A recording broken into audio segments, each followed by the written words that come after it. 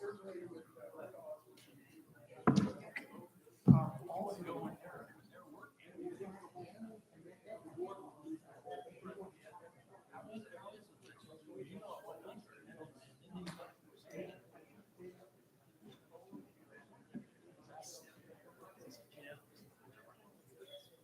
Olivia. How are you? Okay?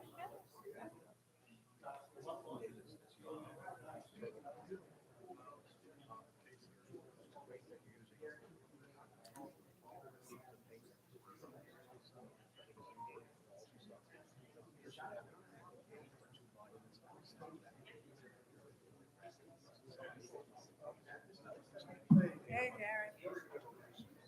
Keep that call saying going, that's really.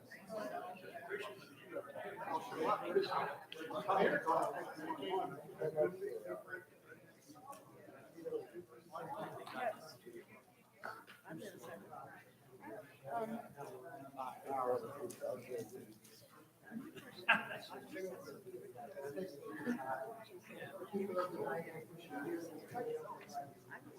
Ever said that. That's why I want to. No, I can't find it though. I can never find emails. I hate the way this works.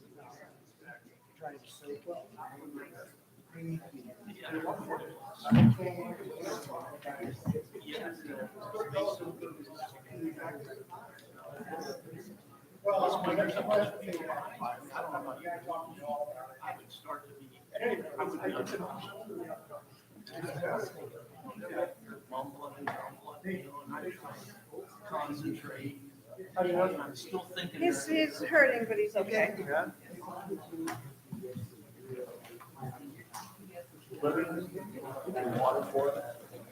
Oh, I think so.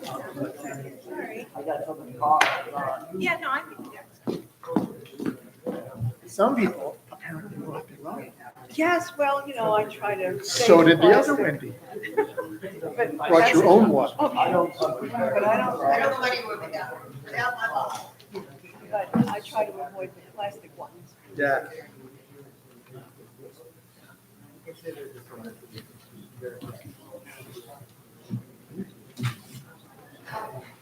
Yeah, that would make sense. Hello,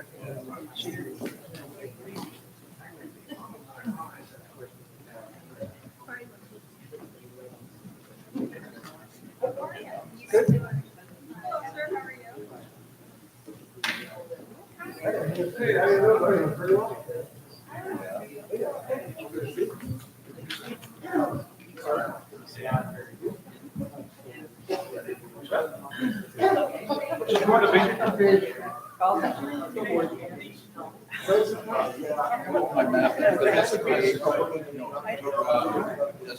Olivia, I don't need it. Because I have my own. All right, all right.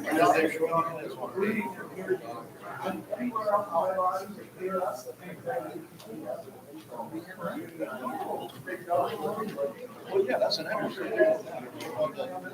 The cyber back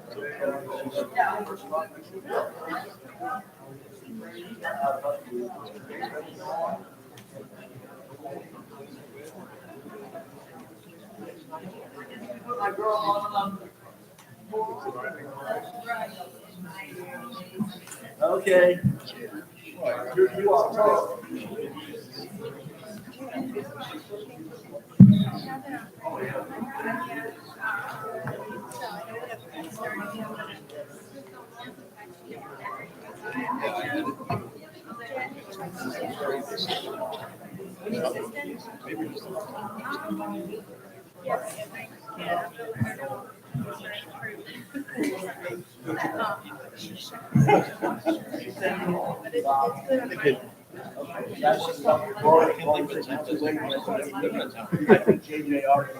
Yeah, he was outside when I came home from the.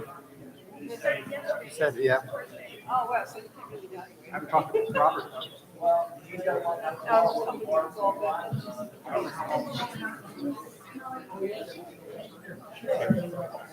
detailed out tonight.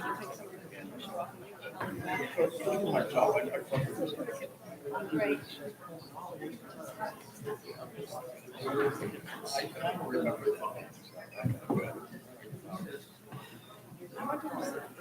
Did you set up the app? All right, man, later. Oh.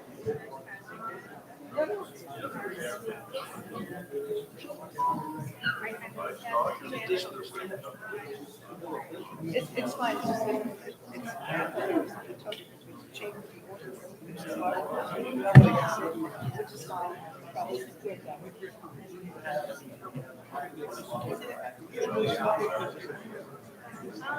No, they're all on. They're working. I passed it out. So Lindsay's not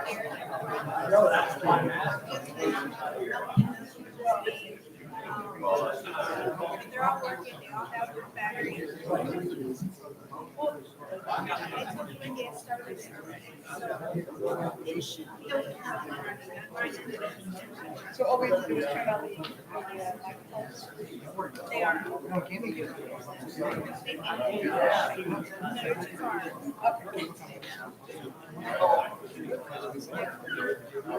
don't have a mic here. My notification on the you don't have a mic.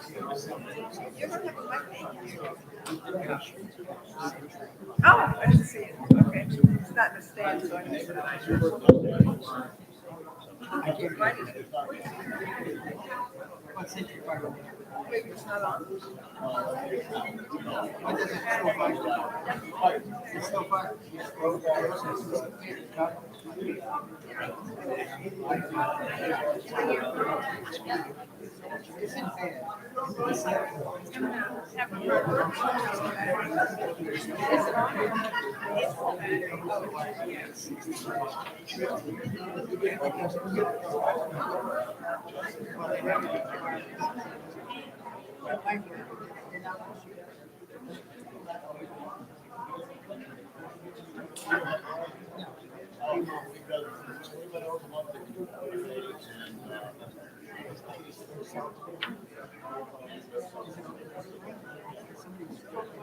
He wants everything. T-Mobile.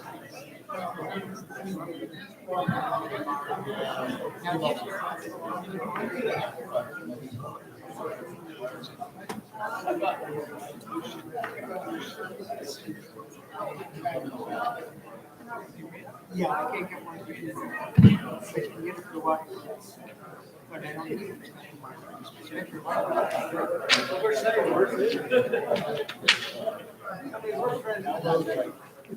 Especially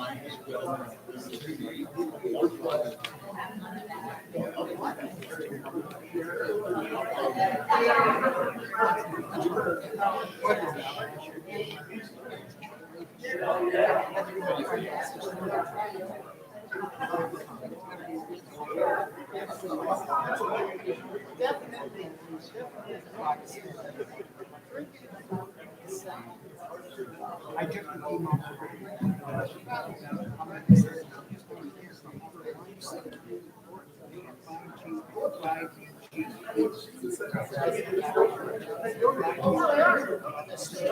I just silenced my phone. The phone and I'm going throwing things with it.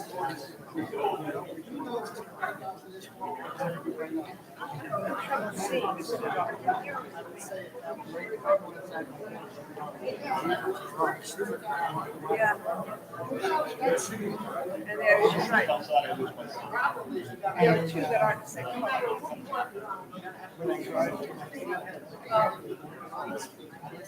What I'm saying, they're all the same except for those two. I have.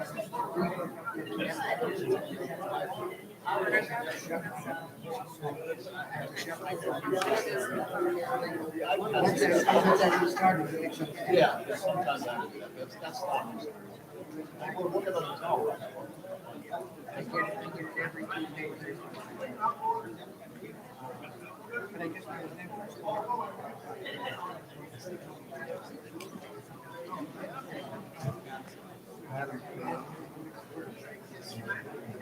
But I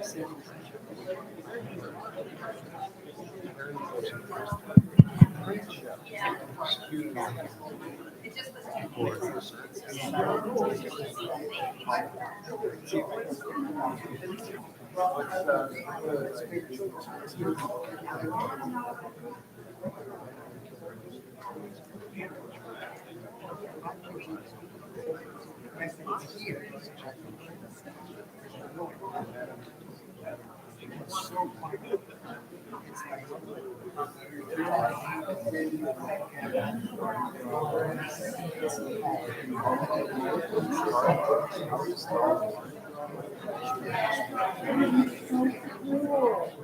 Also, the balconies, they have all red.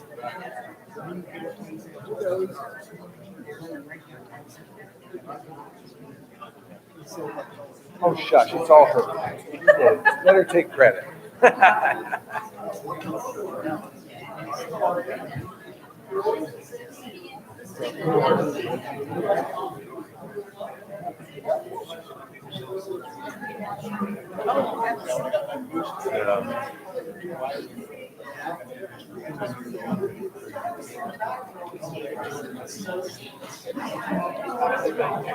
right. I'm not going away from I don't know how true that is, but.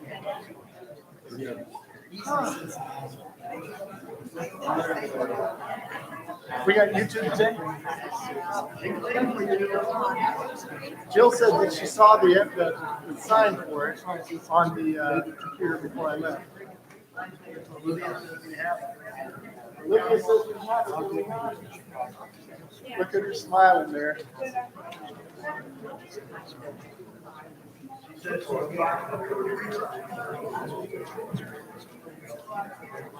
You know, and that's the problem.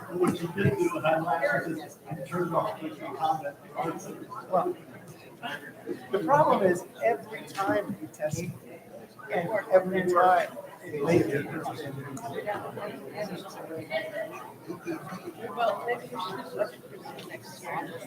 Well, that's what somebody said.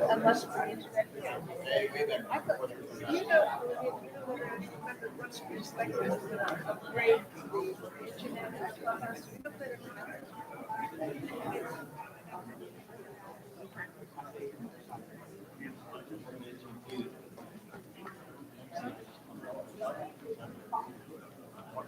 next year, yeah.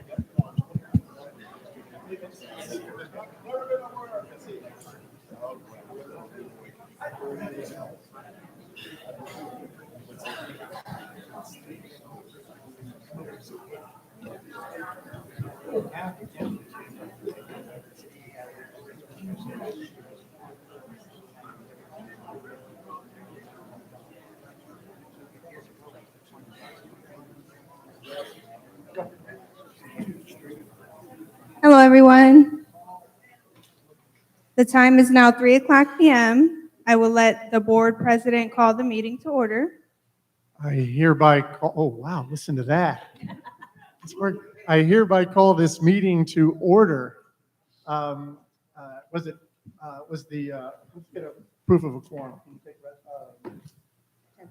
Attendance, thank you. We have a quorum. I will take roll. Vincent Lombardi. Wendy Letterhandler. Gary Bishop. Wendy Healy. Here. Stuart Kinneberg. Here. The notice was noticed per the Florida statute.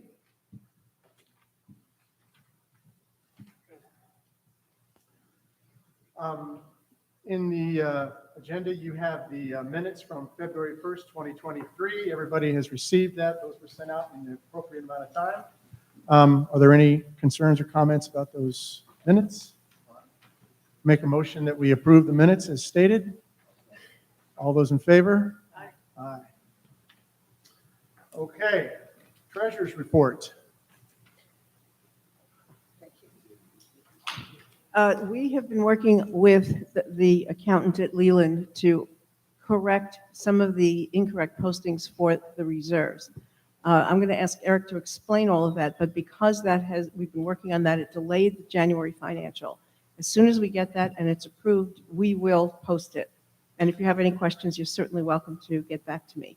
In the meantime, Eric, would you explain the reserves that we've been working on? Thank you.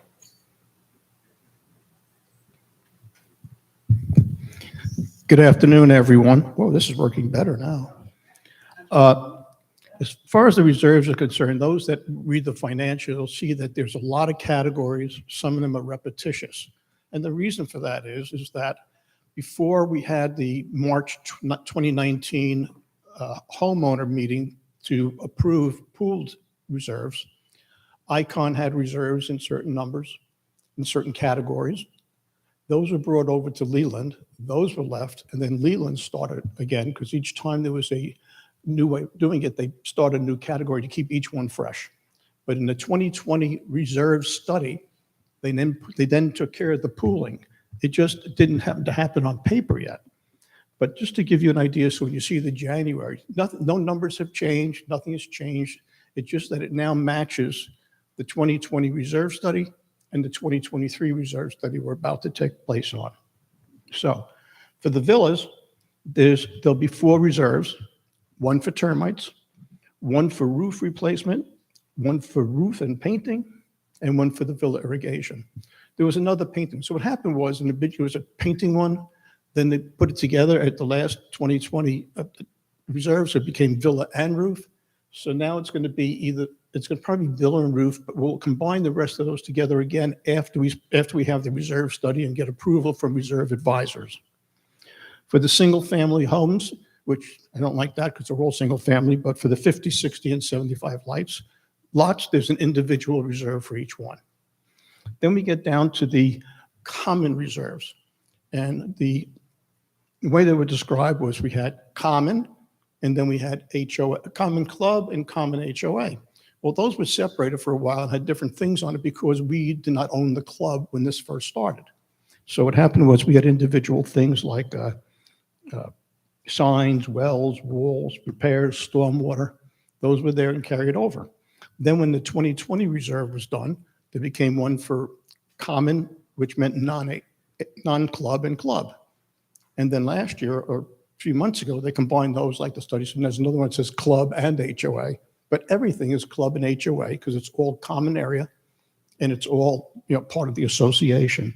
So in January, all those individual ones are combined into one, which will say common, in parentheses, HOA and club. So therefore, we can manage it to the same way the reserve study was done. So it's no numbers difference, it's just the way it's going to look, and it's going to be a lot easier to see and figure out what goes where and what it is. Thank you.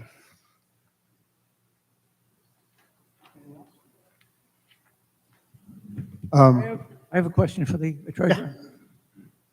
Wendy, how much interest are we getting on our monies in the bank? Speak up. Okay, until recently, there has been no interest available on any kind of instrument that would be okay for the HOA to use because it is, we can't put our monies at risk. So any of the regular vehicles, we're giving you less than 1%. Now that the interest rates have started to rise, we do have our accountant and we are starting to look at what the options are. We've already tasked Leland with identifying the different ways that we can start to earn interest on our money. One of the things that we are constrained by is that our loan agreement with for the clubhouse requires that BBT has our money. So the instruments that we will use will have to be managed by them. Eric, did you? Yeah, as Wendy said, up until not too long ago, there was no difference in money market, zero or anything. Now there's a big difference. So what we did is we put together a thing which is just what any of you would do. We looked at the total reserve. We took off villa and exterior painting because we wouldn't want to play with that money at this time in any way, even for a money market or a CD. We got in that. Then we took the reserves away for the single family homes. And we ended up that we have about $1.1 million that potentially, are you going to put everything in something? Of course not. Then we looked very simply and said, okay, we want to make sure for CDs or money markets, the principal is guaranteed. It's FDIC insured. Now, Wendy was speaking to, when you work with a bank like BB&T or any other one, what they do is we have it right now, actually, multiple bank accounts.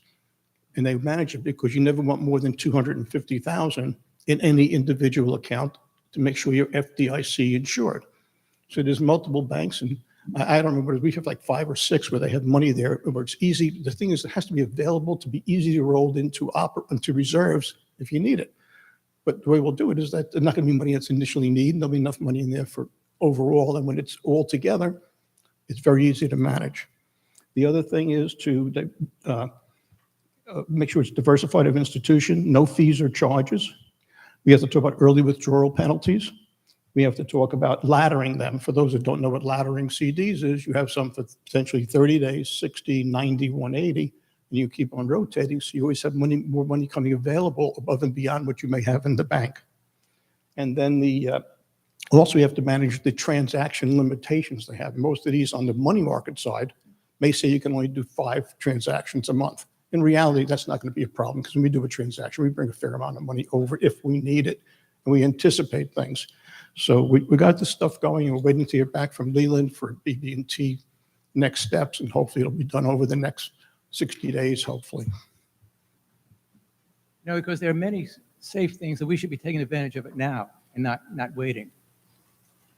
Because we're losing a lot of money by having to sit there in this basically zero interest accounts. Absolutely. So what's the time frame on taking advantage of some of this based on your discussion with Leland or BB&T or whatever? Well, we're looking to get an answer. Can you all hear me? I have a pretty loud voice. Okay. All right, we submitted the request, and we are going to be getting back to Leland this week to follow up and find out what they have. Wait, Mhm. you're the treasurer of the board. Mhm. This stuff, you're doing this stuff with Leland, how come the rest of the board has not been apprised of this? This is a 5-member board. We should know what's going on. We should find out your board from somebody who's an assistant treasurer. Microphone. People can't hear you. Can't hear you. Well, I had nothing to report at this point. You just said you contacted Leland and they're looking into stuff. Well, this is the microphone, we can't hear in the back. Excuse me, this is a board meeting. Wow. What gave that away? yeah, I think at this point, it's true, and several others have asked me about this. We really do need to, light a fire under this and get some sort of investment strategy so that we can maximize this. And just as you start going down this path, make sure that everybody's aware of it, and that'd be great.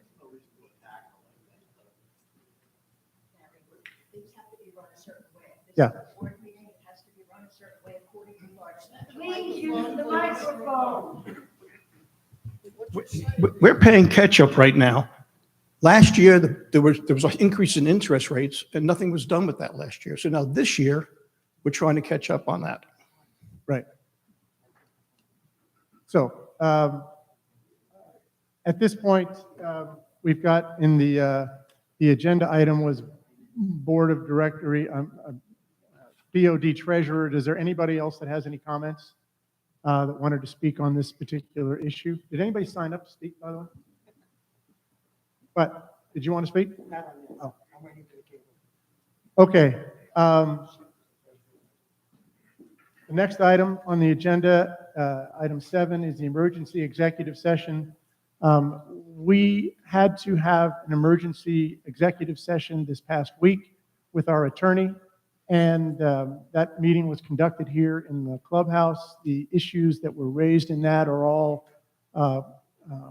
protected by attorney-client privilege, and so we really can't tell you much about it, although most of you probably, by the shaking of your heads, kind of understand what we were probably talking about. So that took place at this last week. Does anybody else need to say anything about that? Okay. The next item, item 8, is the TV and Internet solutions. We have been working with Spectrum to come up with a plan that would offer incentives to the community, offer better service to the community. You guys have seen the contract, you've seen the attorney's impression of that and their recommendation. At this point, I would make a motion that the agreement with Spectrum would be approved by the board to go forward. Is there a second? Gary seconds. Is there discussion on this? Well, we'll turn to you guys in just a minute. Why approve something? What is the? The agreement we've described in the past meeting, but basically what it amounts to is a door fee for the 1,117 homes in the community that goes to the association. Plus, there is a revenue sharing of 10% of all that Spectrum earns through the community. There is no bulk deal. We're not talking about a bulk deal or any change in your service at this point. You don't have to move to Spectrum, nor do you have to stay with Spectrum. It's just Spectrum had a 10-year deal with this community to provide services here. That time is up, and they were seeking an additional agreement so that they would have access to the infrastructure here. And as part of that, they offered this door fee, the revenue sharing, as well as offering information to all Spectrum clients who would be interested right here in the clubhouse to come in and work with them to try to get the best service that you can for what you need in your home. But this does not give you any kind of special packaging. They don't offer that unless you go with a bulk deal, and we are not talking with them about any kind of forced process for that. So does anybody on the board want to discuss, and then we'll turn it over to the community.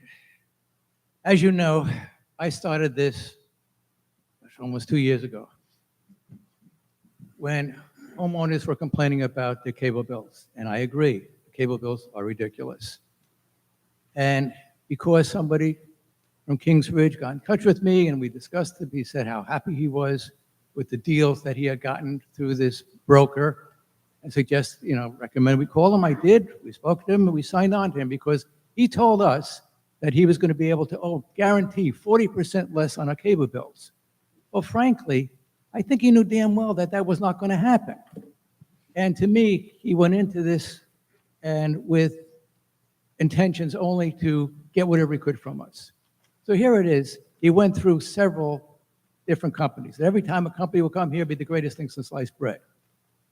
And of course, now when the Summit walked away because they didn't do their due diligence and found out that we did have fiber optic already here, and they were afraid that CenturyLink was going to market it, which of course they haven't, and they probably never will. Because I didn't even know that I had that in my neighborhood, frankly. So anyway, long story short, then he keeps on going up, getting other companies. The greatest things for sliced bread, we got to sign with them, and then one reason or other, they back out. Or Blue Stream, who wanted 40%, doesn't sound like much, but with the caveat that if they went below it, we were going to have to make up the difference. And that means they didn't have to give us a decent service because they were guaranteed the 40%. So this is horrible. So basically now we come along to Spectrum, who are here, and a lot of us have Spectrum. Now, unfortunately, the way they've approached this is the guarantee that they're tied in here for 10 years when we sign this deal. But we don't get any reduction because when we were at that meeting, they said to us, well, we're going to get, if you get 70% of the homeowners to sign up, and the deal sounded pretty good. I said, okay, then as you know, I contacted them and said, okay, what's the deal? And she came back to me, oh, by the way, the vice president said no, it's 90%. So we're not going to get 90%. So basically, we're here to get a door fee. We never even talked about a door fee when we first started this. So here, yes, we'll get a couple of dollars. But the one who makes out for this is the broker, of course, because he's going to laugh into the bank. And what they told us at this meeting was, well, right now, you're getting service that may not be our best, and you'll be on the top of the list. You'll get service first. To me, that's extortion. That's blackmail. I mean, no, if we don't sign this contract, we're going to get crappy service. Now, that's not the way for a company to act. So here it is, we went through this deal. This 40% that he promised us certainly didn't go anyplace. And here we're going to lock us in for 10 years to a company that exists here on antiquated technology. No guarantee that they're going to run fiber optics here, because why should they? You know, they got us for 10 years. And our bills are not going to go down. So to get a couple of dollars and to lock us in 10 years, I don't think it's worth it. I think what we should do is just let this contract with this broker expire, knowing that we can't go back to any of the companies that he's brought in here. There might be other companies. We just wait it out, because to me, to tie us down, to tie all the homeowners down to these exorbitant prices. When I looked at what my cable bill was, I said, holy, this is absurd. I mean, I don't even watch TV and I'm paying this much money. So, I mean, I don't think this is really does the homeowners any good. I mean, for a couple of dollars, yes, it'd be nice. We could do a couple of things with the 250,000, whatever we would clear. But this, when we started out to reduce our cable bills, and we did not live up to that. And I think we should just sit back and not sign this. That's great. Let me clarify a couple things. In talking with the gentleman that you're talking about, he maintains, I know you have said for a long time, that he promised us a 40% reduction. He says he doesn't say that. He said that this was only if we went with a It's very nice. for I'm him just trying to say make that sure now. that we No. get honest answers out here. The second thing is, it is a little bit of money. The door fee is $400 per door. That gives us $446,000. Of that, a percentage of that goes back to this retailer. But in addition to that, we get the revenue sharing, which amounts to about $1 million over a 10-year period. So, yeah, it's not necessarily putting money back into people's pockets, although it can be used for things like repairing gates, resurfacing streets, things that certainly are going to benefit the community. And I understand your concern. I mean, we all wanted to do something to reduce people's fees. What we've learned through this process is unless you go with the bulk deal, you don't reduce fees. Nobody does. The only way to do that is to, say again?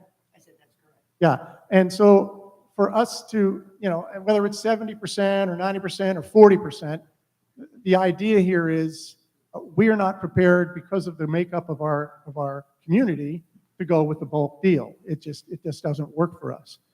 So in my mind, well, then how can we best benefit the community and take advantage of an opportunity that people already are using here, which is Spectrum? And this seems to me as though it's a way to at least get them to pay us back for some of the money that they are receiving from the people in this community. And make sure that you understand that the agreement with this gentleman that you're referring to stipulates that we can't go to any of these companies within 3 years after the contract is void. But we have talked to every single fiber optic company, and all of them have either come in and checked it out and said no thank you, or they've given us a deal which we thought has not been profitable. So I don't know that we're going to be able to go anywhere else and take advantage of anything that benefits the community. We have 10 years that we're locked into the contract. There's really other companies that might come in 5 years. We don't know. Well, that's possible. It's changing so often. Yeah, I don't know that. I mean, that's possible. But we're trading what might happen, which is, possible that it's going to be, something through your phone system or another kind of idea. Wireless is possible, but there's nothing in this agreement that would keep you from going wireless. The only thing that this agreement prevents is that we would not bring in another bulk company, and marketing wise. So, that's that's the limitation of the contract. Is there any other board people want to speak on this? 10. I mean, it's not a big deal, but there are also, right now, we're paying for a Clubhouse, internet and TV. With the deal, we would get, all the accounts in the Clubhouse would be free. So now, if anybody in the community, I know you certainly want to say something, that's great. Go to that working microphone over there. I'll be calm. Hi, I'm Howie Croton, 43 years in the business. The one thing I think you're missing, and Vince, thank you very much. I think you hit it on the head. Where do you think these door fees are going to come from? Where do you think the revenue sharing is going to come from? It's going to come from the people like myself and a lot of other people who may not be here now, who have Spectrum and have no choice. They'll keep raising the rate on Spectrum. They're not generous. They're not throwing money away. They're going to give you money that they get from us. They're not going to get money from CenturyLink people. They're not going to get money from AT&T people. The only place they're going to get it from are the current Spectrum customers who can't go anywhere. They just raised our bill $5 for no reason. Their costs have not gone up. They don't pay anything for internet. For cable, they have to pay programming fees. So as programming fees go up, they have to raise it to get their money back.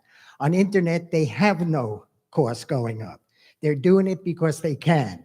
And if you think that all these door fees that you think is found money and these revenue shares that's going to be found money, it's coming out of my pocket. And I'm tired of you giving my money away.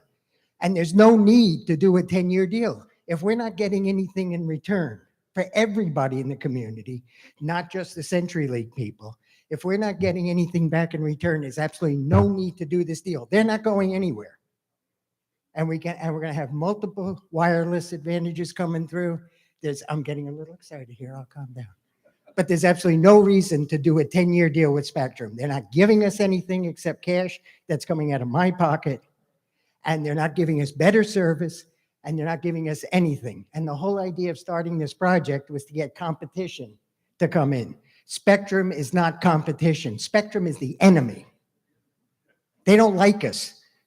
No need to do the deal. Please sit down, do nothing. Vince is right.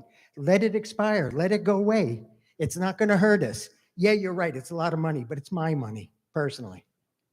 Now, thank you, Howie.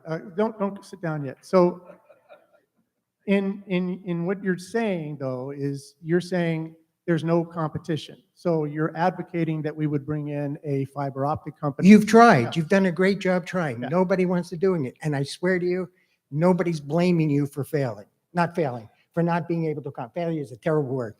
For not being able to accomplish it. Not your fault. Summit would have been a great opportunity. I worked for them, not the new group, but the company is great.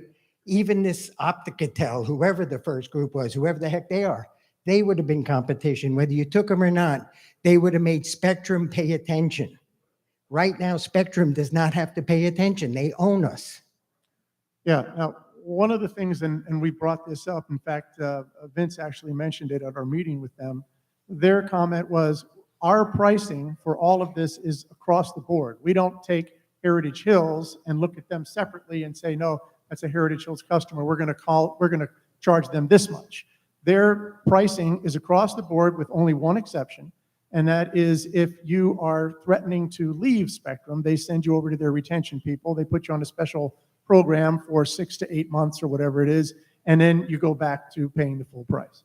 So I guess my question is, when you say this money is going to come out of my pocket, they're going to increase my rates and all, how are you saying that they're going to do that separate from all the other people they're going to charge in Central Absolutely. Florida? Why would they care? Because they say that they can't do that. It depends on what their franchise agreement, what their agreement is in Claremont or wherever they're selling.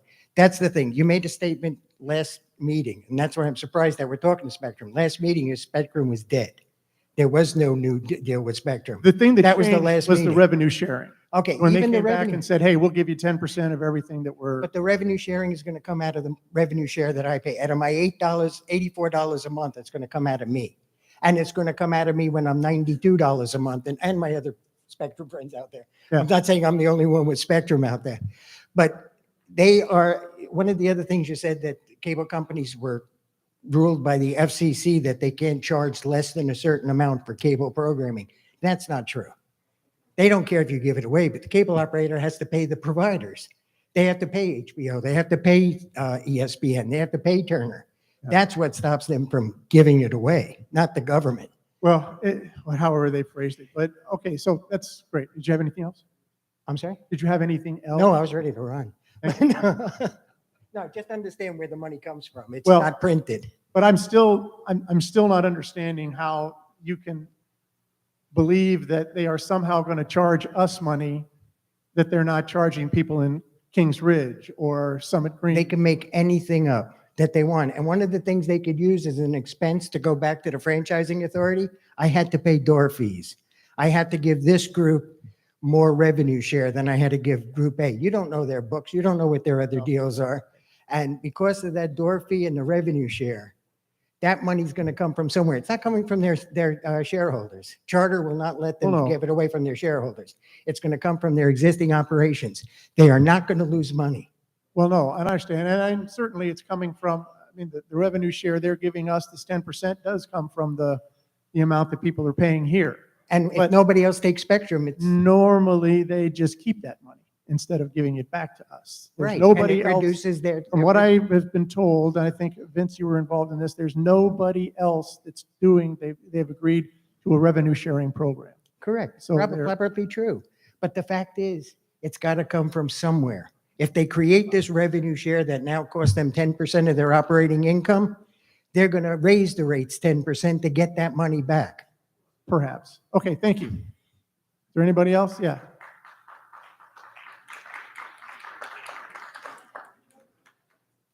And then there's the other side of the coin. They have lost a lot of communities to fiber optic companies. We don't have that opportunity. So for them, it's as much as a small investment to prevent marketing. It's not even to prevent anyone from coming in. Somebody can come in and put fiber and it's perfectly legal, but they're not going to put that money in if they can't market it here.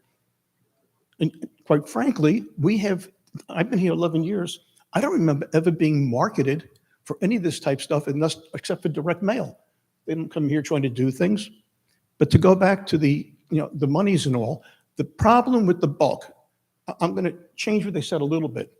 There is potential for bulk, but here's the problem when they say you have 1%. Let's say they say you have to have 60% sign up. Well, first of all, over 10 years, as new things come up, that 60 may become 50, and then we don't have the bulk price. But more importantly, you have to pay the difference. So let's say we have whatever number, 60%, and we have it. But eventually we go down to 55%. Then the association would have to pay the 90,000 a month for the $100, whatever it is, times 100 homes, because we weren't meeting the number, and it puts the association in great jeopardy financially. So you really can't do it. They're doing this to protect this because they know that if we have this here, people aren't going to want to come in. But again, it's just marketing. You can get anything you want. You can use streaming. New things will come out, as Howie said. There'll be things that aren't even thought of today. Doesn't stop you from doing it. They're not locking anybody out. They're not locking anybody in. But they are, and when you look at the money, you can sneeze at it, $1,100,000 in round numbers, which is going to go up and down a little bit. Somebody comes off, the price goes up, whatever. But meanwhile, that's going to take, if you remember the capital contribution we have, it's paying for some very important things. And those types of things, instead of being put into budgets and all, we're able to do those things for the community. That's big bucks. It may not be direct right now, but if we're going to put $100,000 into upgrades of something that's not in the reserve study, we have to get it from somewhere, and that has to come from assessments. This prevents that kind of stuff. I can't see prevents it forever, but it does a big part towards saving it. Excuse me, Howie, I didn't interrupt you. You had your say, and you're much more knowledgeable than I am. I will admit that. I'm only talking about what I learned through this process, what I learned through the deals that they wanted, the ups and downs of it, and the financial of it. As far as all expertise on this, you're the man, not me. Thank you.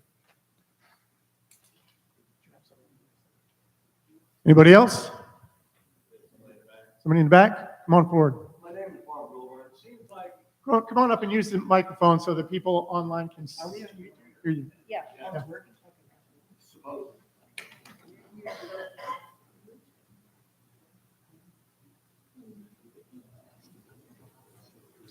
My name is Bob Wilburn. I live on Serena Lane. I'm a CenturyLink customer.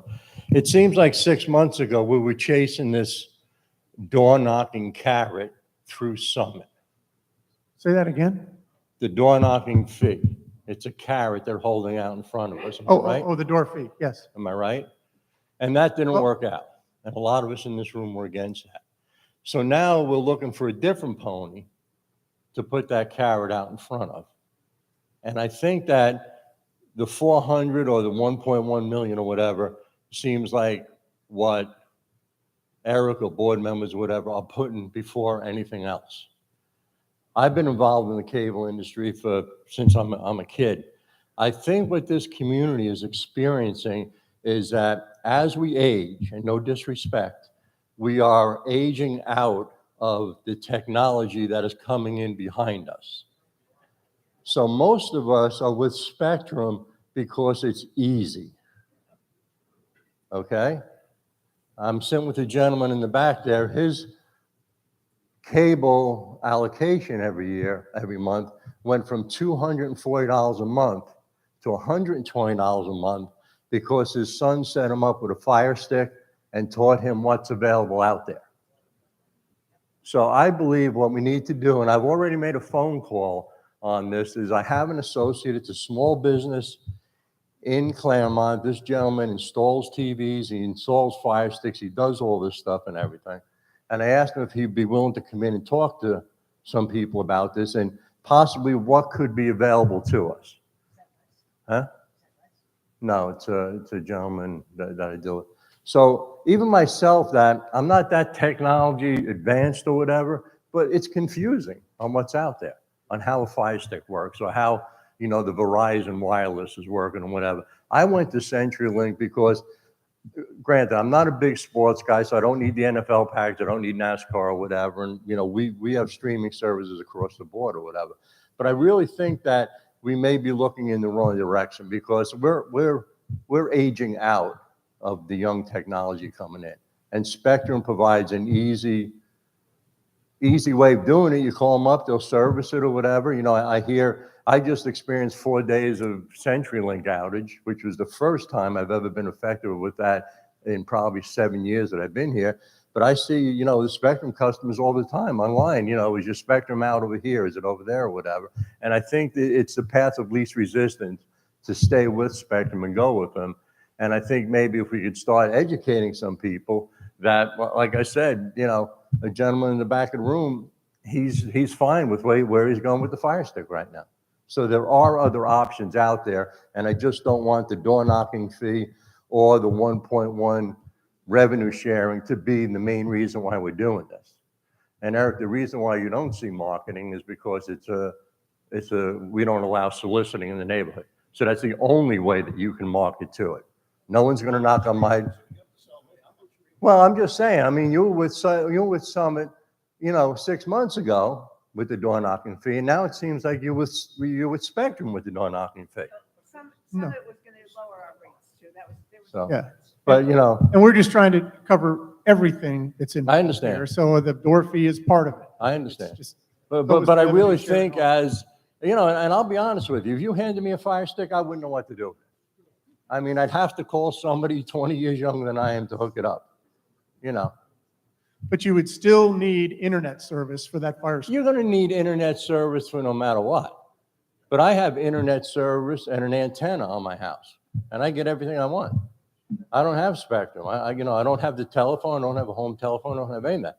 That was one of the best things I ever cut off. But when my wife and I did, it was like we were giving up our firstborn child. Should we cut the cable? You know, should we do it? Should we do it? And we did, and we never looked back.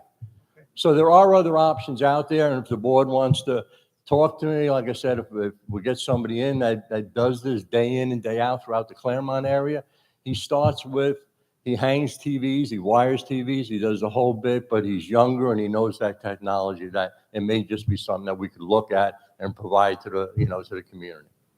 I agree. Thank you. So, all right, thank you. Anybody else? Arlene? I would respectfully ask him to make it difficult. Can somebody bring the microphone to her? Hang on. You have two microphones. Thank you. Thank you. I would respectfully ask the board if they would ever consider awarding a 10-year contract to any other vendor. 10 years is a long time, especially in such a volatile industry. I mean, look at where we are now, where we were 10 years ago. I mean, never in a million years could you have explained streaming to me, let alone everything else. But 10 years is a very long time. I know there's a lot of money involved with us getting money back, but I think it would be a very dangerous thing for 10 years to be signed. Thank you. Thanks, Darlene. Anybody else? Down here, Marshall?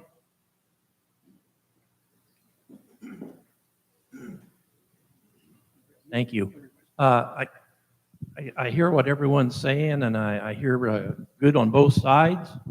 I particularly, in one, I am a subscriber to Spectrum, but the reason I'm a subscriber to Spectrum is, and it would be up to each individual person to make their own decision. In this case, it depends on what you want to watch. If you're avid watcher of a certain thing, which I happen to be, I like hockey a lot, so I watch a lot of hockey. And to get hockey games, the only two companies that supply that from Tampa would be either AT&T or Spectrum. And now I have noticed just recently, and as the other gentleman back here mentioned, there's a lot of other things you can do besides have a contract with Spectrum to get your programming. The key here to me is what Stu just said. You have, well, and there is another one which we did comment about wireless, but there's only two basic ways you can get something into your house, some programming. You either have to have a cable with a modem that's going to distribute it to a router through your house, or you're going to have to use some type of wireless mechanism or an antenna. There, that's true. The other gentleman mentioned antenna.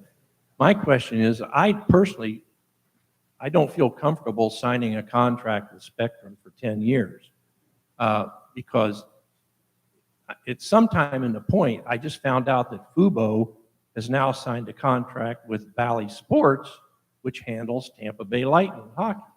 Now, how long that's going to last, I don't know, because the company that owns Bally Sports, Diamond Entertainment, just filed for bankruptcy. So maybe I'll end up having to drive to Tampa to watch the games. But anyway, what I'm trying to say is, for those of you that the only one thing you really need is the internet or a wireless.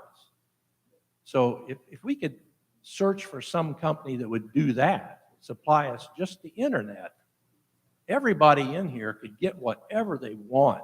There's a myriad of things out there that you can look. They talk about Fire Sticks. There's Roku. There's a Sling. I mean, there must be I've lost track of how many different companies manufacture devices you attach to your television, and you can actually get, you can use Magic Jack. People are saying about the phones. You don't need Spectrum to have phones. You can plug a Magic Jack into your router and get your phone over the internet. So the one basic thing we need to look at here, I think, in this community is who's going to give us internet service, either on Cat 6, or is it going to be like, I don't know, fiber optic, which some people in there, I didn't even realize some people in there had fiber optic. But yeah, I don't, and I didn't know that. But anyway, the bottom line for me is I can't see signing a contract with Spectrum for something that's too easily maneuvered by just getting an internet service and then using your wireless service. So, that's it. Thanks, Marshall. And as you point out, you do need internet somehow. Yes. Somehow. And the stuff that's coming in wirelessly right now is pitifully unable to carry the kind of data that you need. Now, maybe that'll change. But when it does change, that's available to you. You could use that. The challenge in my mind is, what is it, 85% of the people in this community are using Spectrum Internet, Vince? 85%. So 85% of you are already spending money on Spectrum, and we get nothing for it. And your bills keep going up. So that's why we were looking at fiber optic. Now, half of this community didn't want us to go to fiber optic, or just a little less than half. And when we made that decision, that was a big challenge. So many of you remember that. But the idea was, well, we thought fiber optic would be the best thing to do, and so we went ahead and voted and did it. Not even the whole board agreed with that. At this point, we're looking at a situation where, well, 85% are still using Spectrum, are going to keep using Spectrum because that's where their internet's coming from, whether you use TV or not. So do we take advantage of an opportunity where we get something back from Spectrum, or do we just keep going as has been discussed and get nothing back from Spectrum in hopes that something in 5, 7 years, whatever it's going to be, comes out and gives us a better deal?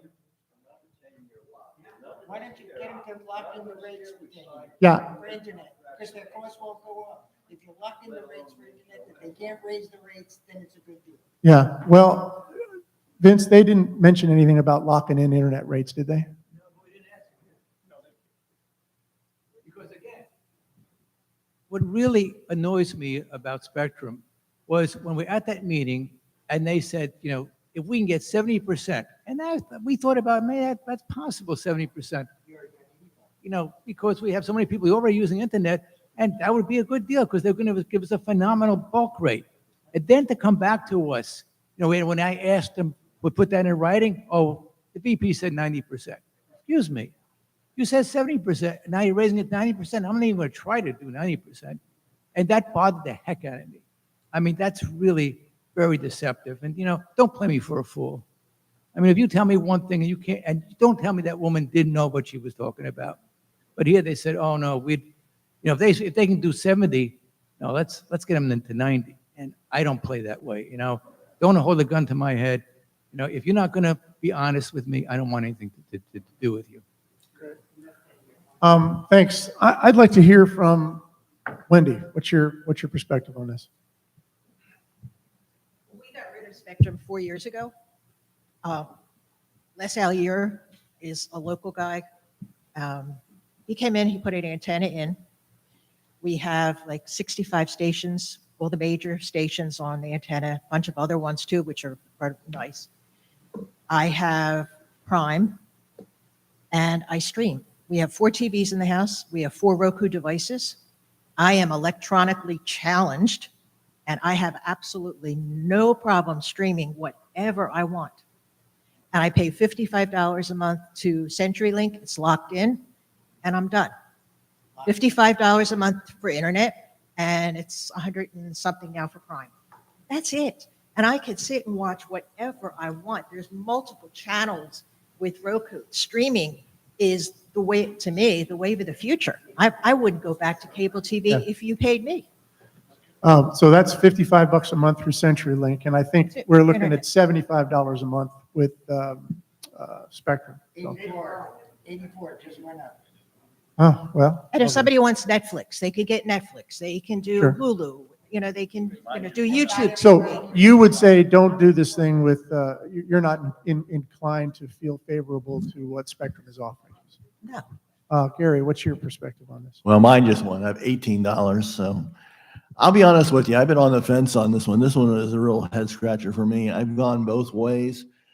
And listening to a lot of people, I'll be honest with you, there are 2 people that spoke today that I really do respect. And one is Marshall and the other one is Bob in the back. Through the years and working with these people, they do know what they're talking about. Not sorry, Howie, but I don't know you that well. But at this point, I am almost leaning towards just letting it go and not signing. Okay, Wendy, Healy? Well, I was initially in favor of doing this because I thought it would help the community overall, but listening to what people are saying, I'm not so sure anymore. Okay. Of course.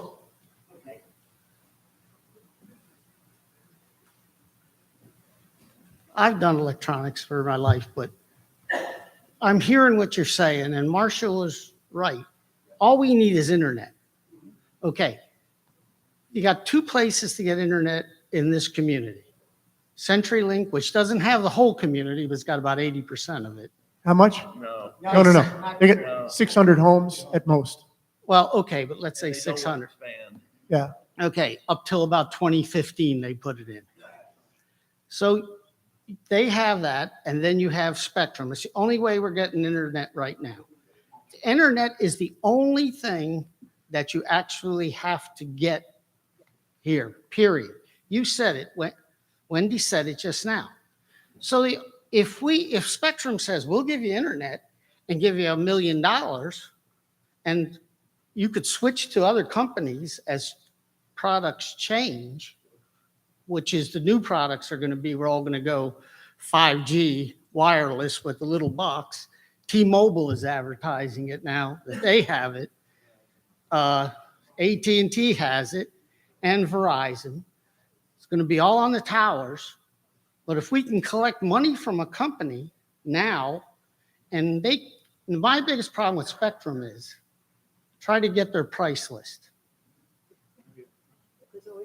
No. I just want to know today what their prices are. They won't give it to you. They don't have it. Come in the office or something. But they do not give you the price list. Now, I understand Spectrum will go up, but it's going to go up whether you do this deal or you don't do the deal. So to me, it's take the money and run. If they're going to give you money, is it every year or is it one-time deal? No. We get a monthly amount from them for the revenue share of 10%, which over a 10-year period is the 1.1 million. So what they're saying is they're giving you 10% off. What they're saying is they're giving you 10% off. Yeah, except it goes to the community instead rather of than back that. into this person's pocket. But it's like getting a coupon or something. Why? It doesn't go back to the consumer. Well, no. Yeah, but it's still, It does in a way, it does. It's money that if we, they got money here that you don't have to spend, if the HOA doesn't have to use, and they're collecting it, the HOA money is all our money, and people just don't realize this. The HOA's got money to do that. I've been on boards before. The HOA's money's got money to do this, correct? Right. Well, HOA is our money. It is. And you So got so if they get the money for us buying a service, if a vendor comes in here and says, I'll give the HOA some extra money, it's giving it to us because it's our money. It's our money in this pool. People don't realize, I've been on a board where they got mad at us for suing through the insurance companies a client, somebody in the community that damaged the community. And when they came to us and said, why are you suing them? I says, because we want to get the money back to the board. Okay, they want to go back to the board. When turns around happens is I says, we don't have to sue them, but you go around and collect $500 from everybody here and we'll have the same amount of money. You know what I'm saying? It's all our money, whether it's in this pot or this pot or this pot. Well, if you say no to this deal, you get nothing in that pot, and they collect everything in the bottom pot. Where has their revenue sharing been in the last 12 years? We didn't ask for it. no. They've never had it. Well, I would say this, according, Well, Sign a 10-year contract with any vendor. but are they HOA side. but are they requiring you to stay with them? I'm not saying that, that's a different point. But No. that's the point you're missing. Redirect, please. That's the point he's missing. What is the point? Okay, That explain. some of us can only get Spectrum. Okay, Some of us don't have the ability to get CenturyLink for 50. I And understand. the whole process, this whole thing started the process okay, to bring competition in, all right. not to but accept that's- a 10-year deal for nothing. But what I'm saying is that's all gone away. Let's not worry about that. That's And the only people who are gonna pay that are the people that can only get Spectrum. Hold on. It's not gonna affect anybody Howard, with Howard, CenturyLink. Howard, let's- That's what you're missing. Okay. I just want to say one thing on this. This contract is only an exclusive marketing deal. We can't allow anyone else to come in and market their product. But there is nothing that says that any one of you can go anywhere else you want. This does not stop you from doing that. I'm sorry? Who are you going to go to? Well, that's the point. That's the point. That's the Because point. It's not coming from everybody, it's only coming from Spectrum customers who can't go anywhere. That's right. And, I have an idea. Go ahead, finish. no, please, if you have an idea. Up for ideas. Here's my idea. Why don't we just ride this contract out? Because obviously many of us feel that it is not in the best interest of the whole community. And bring somebody in like Bob Wilburn's guy or Les who did ours and educate the community about what other alternatives they have and they can save money. That's fine, and I'm happy to do that, but you still have to get internet. I mean, all these other toys are wonderful, Internet. but you still got to get internet. Marshall? I would just like to ask the board if they would, since you've already spoken to Spectrum, and hearing it both sides, yeah, it's nice to have the money in there. It is our money.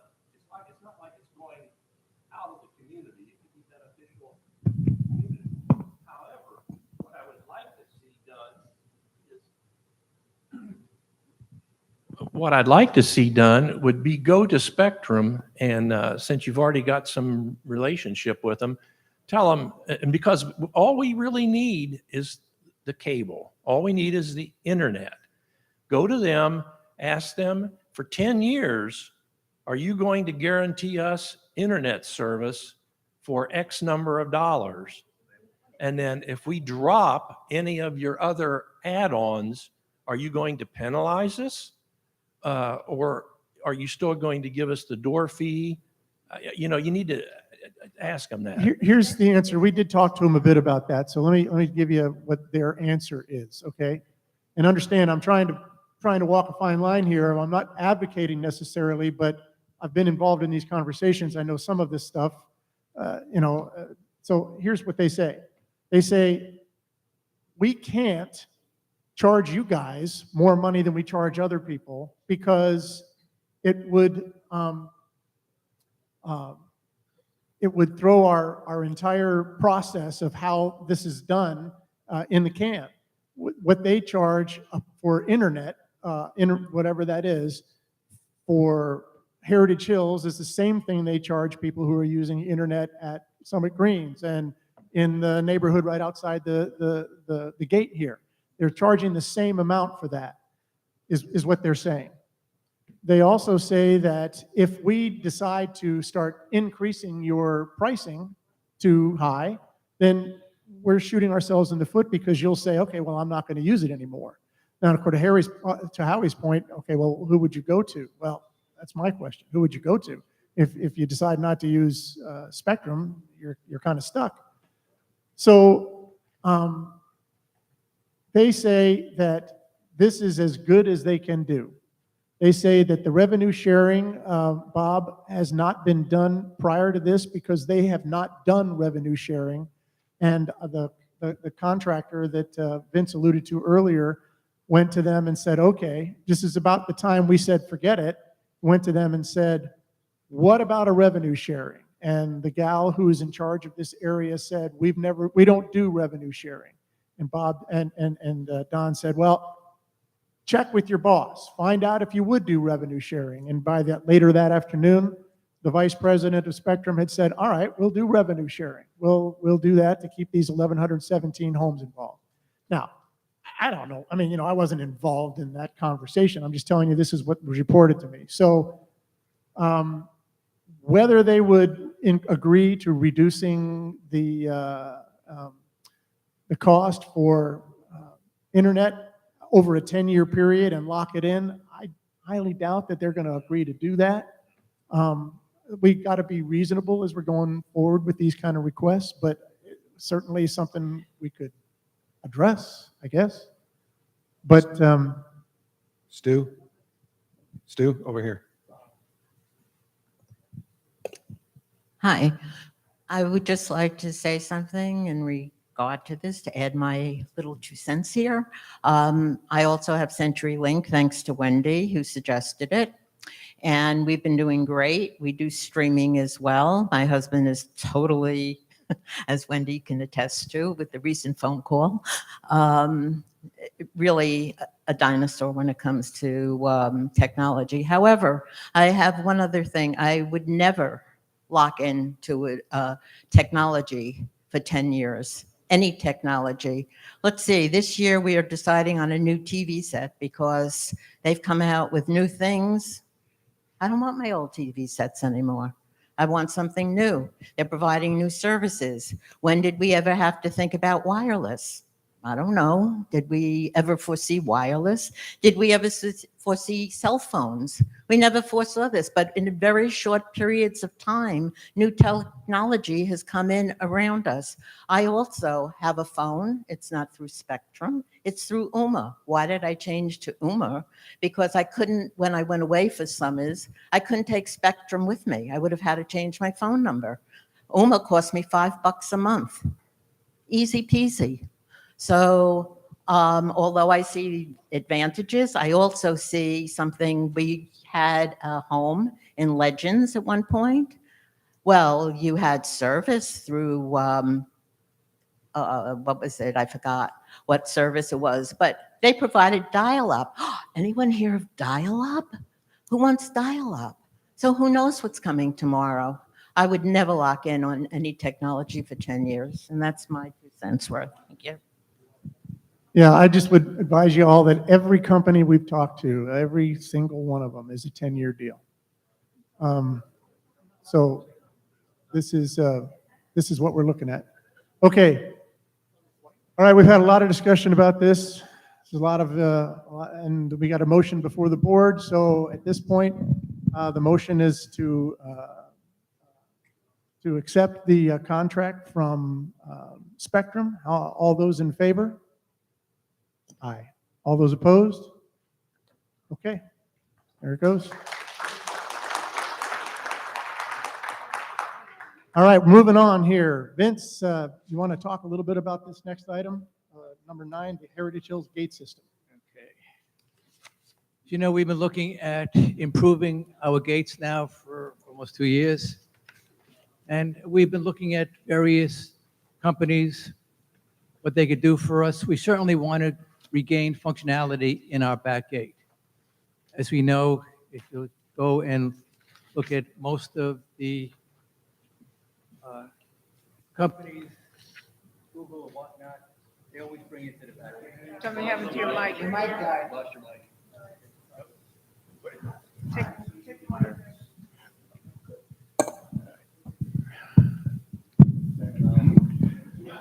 Okay. Actually, that's much better. All right, long story short. Okay, so we've been doing this gates system for a long time. We looked at various companies. Frankly, we had Envira come and give a presentation a while back. They have very good technology. You know, we did investigate them. When we went further, looking at their contract, the contract that they wanted to give us was one that we could not sign. There was a clause in there that we would have to be total idiots to sign it. And both of our attorneys agreed that this was not for our best interest. So we look in other countries, other companies. So one that we're looking at is Ramco. Ramco we have right now. And their technology, they can also give us RFID, which means we don't have to worry about the sun shining on the card readers. We'll get, you know, can put it on a windshield or headlight, depending on the type of car you have. It certainly will regain functionality because there'll be a kiosk at the back gate and a kiosk at the front gate for visitors. We can use a hybrid system where we can have a gate attendant there during peak hours. So we won't lose that attendant. We will lose the attendant at night. But we would have functionality because we'd have a virtual attendant if anybody came in to gain entrance. To make a long story short, what it looks like it would give us a return the functionality to the gates. It gives a hybrid system so we don't totally lose our attendant for the time being, depending how we decide, how we feel comfortable with going to a virtual system. It certainly is something we would want to consider. We are pursuing this with them. We got the pricing. Pricing is not horrible. It's actually pretty good. We'll save some money this way by not having an attendant there 24 hours. We will have the virtual attendant. The virtual attendant cost us a fraction of what an actual attendant will cost us. Stu, did you have a chance to look at the contract? Yes. Okay, the contract that we got from them last night, I read through, and it is one that I can feel very comfortable with because it got rid of the identification that we objected to. And actually, they're taking full responsibility. So that makes me feel very comfortable. Yeah. So what I would suggest is we invite them here to give a town hall, to really explain and answer everybody's questions. Because I think we need everybody to feel comfortable. And by the way, Summer Greens, I had found out, is revamping their gate system. So I was able to speak to their board member who was actually in charge of that project last night. And she was very helpful, gave a lot of information. They have a different system. It's called TEM. And they have the same problem that we do because their back gate is also one that all of these, driving systems take them, Google and whatnot, take you to their back gate. So they had the same problems we do. And they're looking at possibly gaining some functionality at the back gate. So it's something we can look at. But I think before we sign this contract, we should really have a town hall and have people get a chance to ask the questions. And I think we all have to feel comfortable. We ourselves has a couple of questions, but we feel pretty comfortable with the system. I think it will do a good job for us. But if we can schedule a town hall, and Sue, we could be able to set that up within the next week or two, to have everybody talk, ask their questions, because it's important that we do feel comfortable with this. But keep in mind that we're a gated community, okay? So we have, access to the gates, but this is not a security system. This is not a secure system. This is a gated community, as everybody else. So the only way to make it secure is if we had roving patrols and whatnot, and all we hooked every house alarmed and things like that. So this is not something that we are looking for. So that would be my suggestion, that we really consider this company, but let's have the town hall first. Any other comments on the board? I think it's a good idea. Okay, anybody in the community want to talk about gates? D? Use the mic. I know you don't like it, but everybody's done it. Everybody online wants to hear you.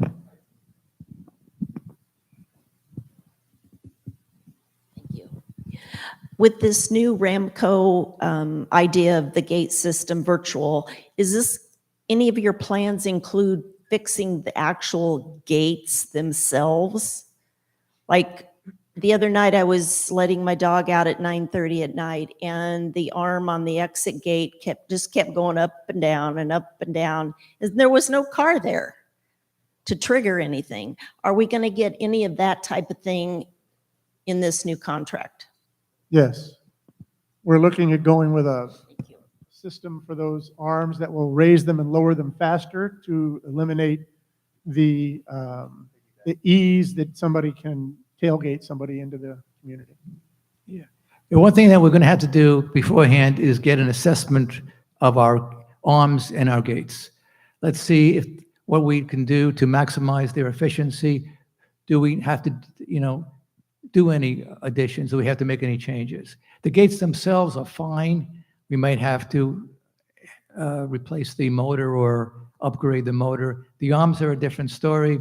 It should be nice to get high-speed arms, and there are things that we can certainly look for.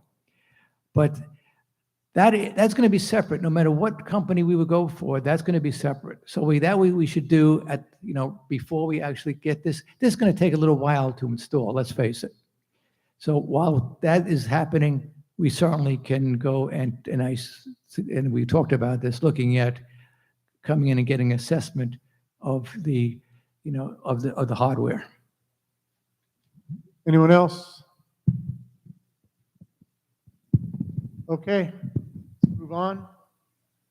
The next item, number 10, it's executive session. This was placed in the agenda in case we needed to have a separate meeting today with the lawyer. We do not have to do that. So we can table the aspect of executive session until, well, because we don't need it. Next item, 11, Thompson Well and Pump Proposal. Okay, so Thompson Well and Pump, they've been our vendor here since 2014. Every year they do have, we have our proposals for our annual costs to complete 2 service trips for the 7 wells. That would be in the amount of $5,000. That would include checking the well motor amperage, check and add air and bladder tank, complete overall inspection and condition of equipment, clean equipment from dust, complete photos of equipment above ground, complete report for each well site, and report any issues found needing immediate attention. Okay. So this is for which? It's for wells A, B, C, D. Okay. And we got a discounted rate for wells E and F. For servicing. Okay. So I make a motion that this service agreement 2023-2024, job name on the top there, is accepted by the board. Is there a second? Any discussion? Yeah, I have, Stu. Is this something that we've already been doing every year? That's correct. So has the price stayed the same? It has stayed the same, I think. Let's see, 1 second.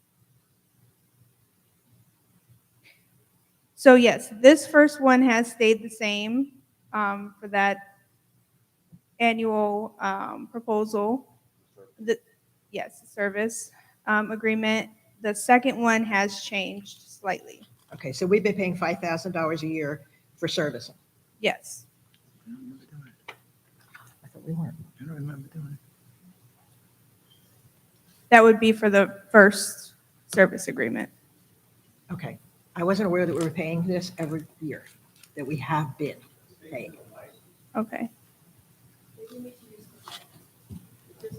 There's any other comments from the board?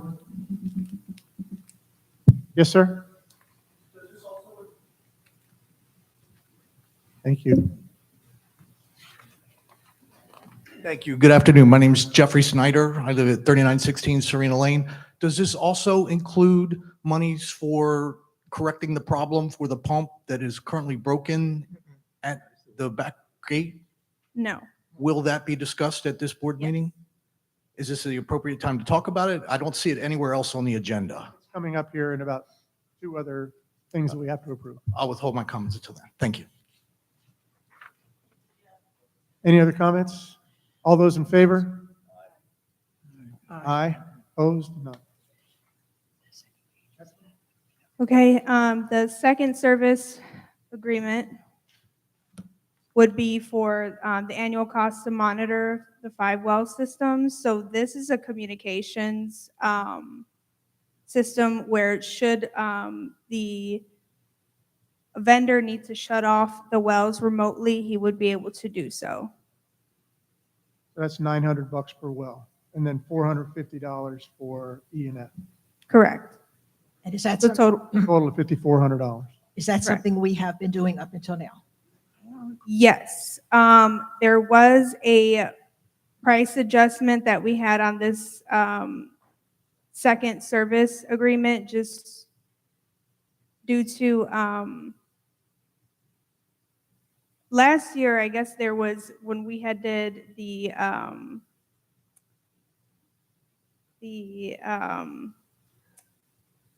sorry,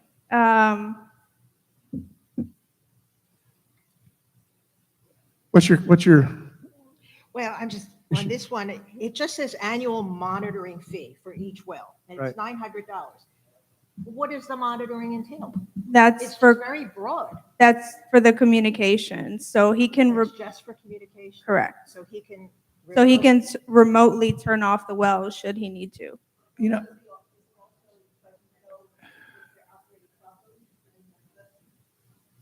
I mean, my interpretation of what monitoring means is that they are able to monitor at any time through the communication as to whether or not the well is operating properly, besides being able to just turn it on and off. Correct.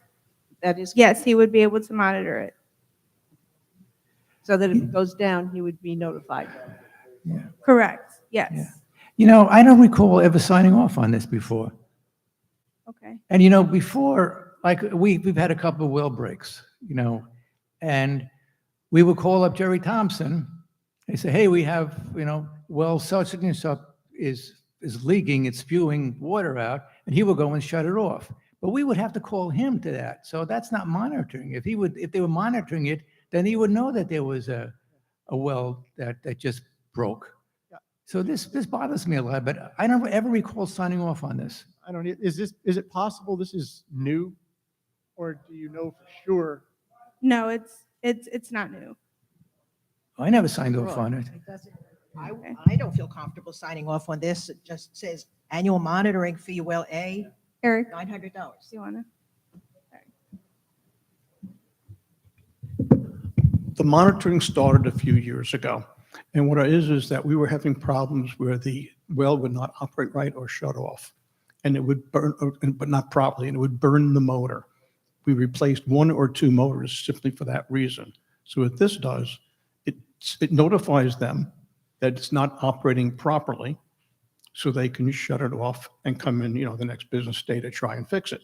But Not- has that worked in effect? Pardon me?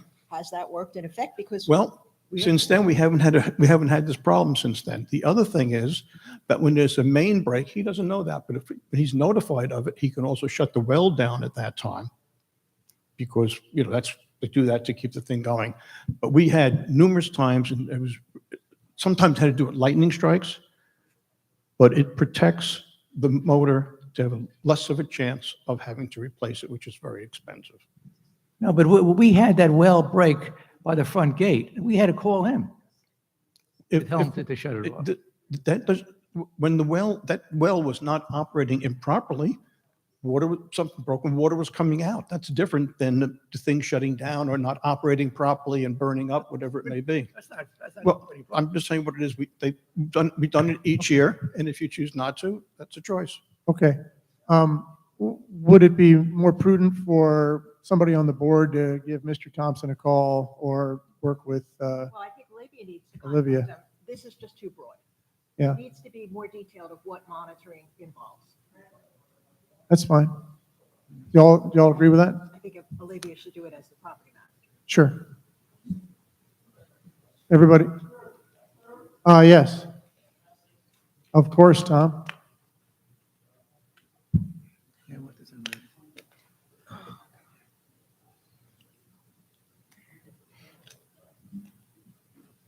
Tom Freed, Chair of the Landscape Committee.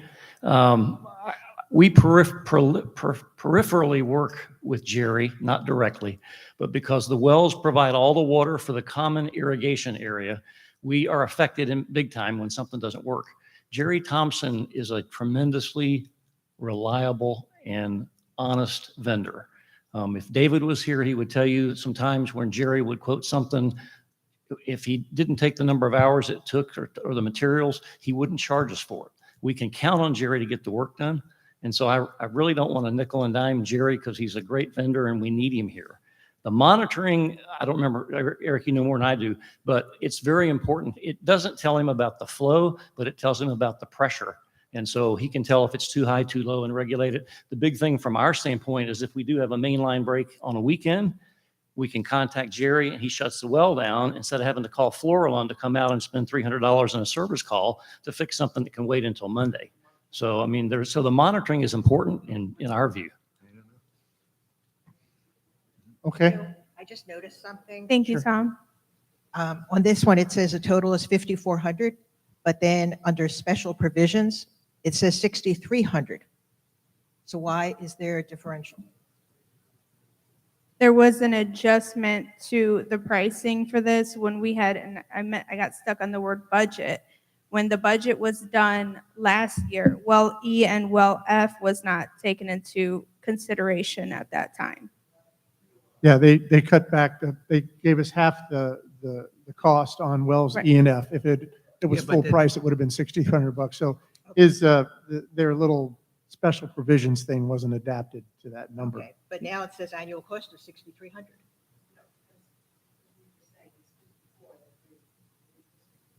What? No, but if you sign this, it's right here. That's what. Yeah. That can be changed. I So can have we'll, them change we that. we certainly need to, why don't, the best thing to do would be for you to contact Jerry, make sure that we get an accurate, Has to be in writing, exactly. yeah, Understood. that we get an accurate invoice from him, and then we can go forward with that, okay?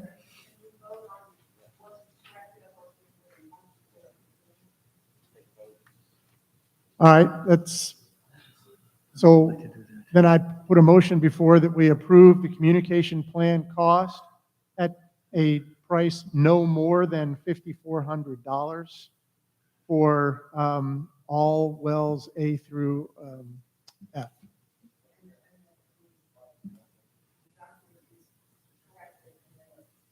Right, but at a total cost of not more than $5,400. Is there a second? All those in favor? Aye. Opposed? Abstain. Yeah, I'm opposed. Yeah. Okay. Next.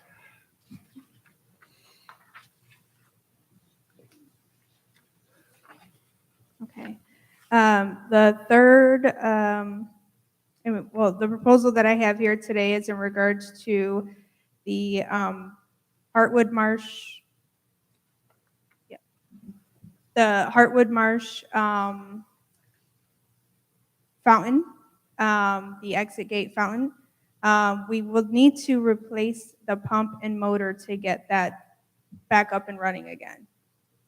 I had looked through my records and my invoices. I don't see where that had been previously replaced with Thompson and Well, both the motor and the pump. So total on that one is $8,683. Did you have something else you wanted to add to this, or? Okay, please, come on up.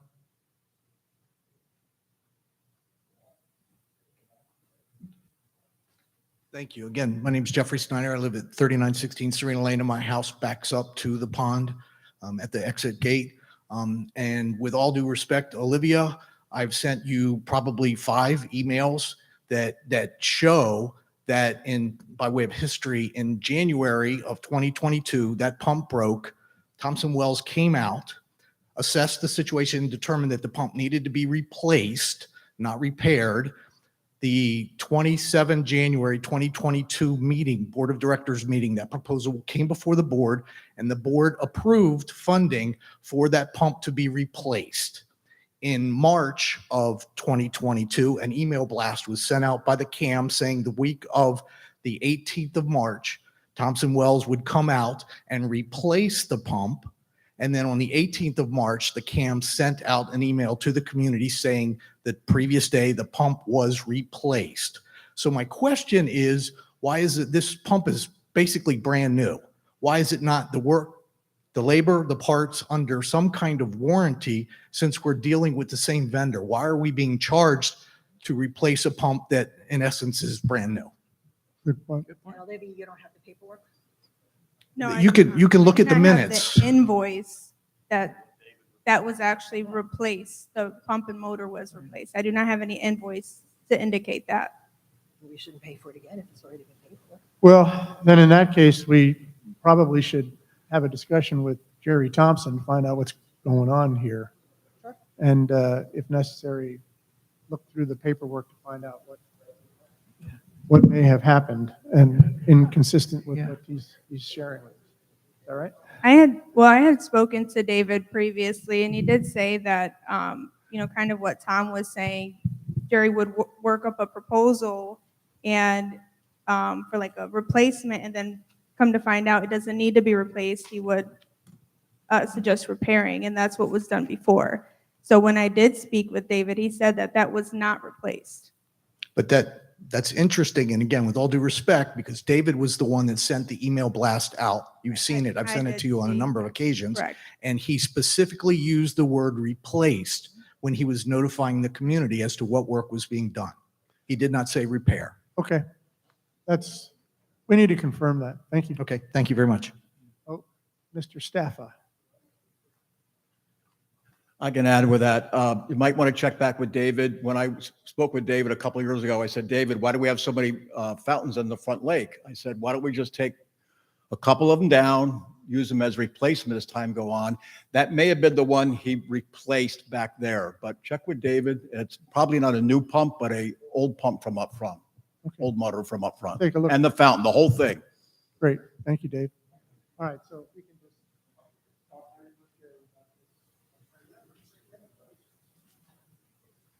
Okay, the next one Okay. says job name Heritage Hills. Yes. Well, hopefully it won't be delayed months, but we got to find out if there's an issue back there where so we don't, because we're looking at, on that invoice, the total invoice is $8,600, but the one item is $2,950, the next is $2,850, so we ought to make sure that we don't have to spend that.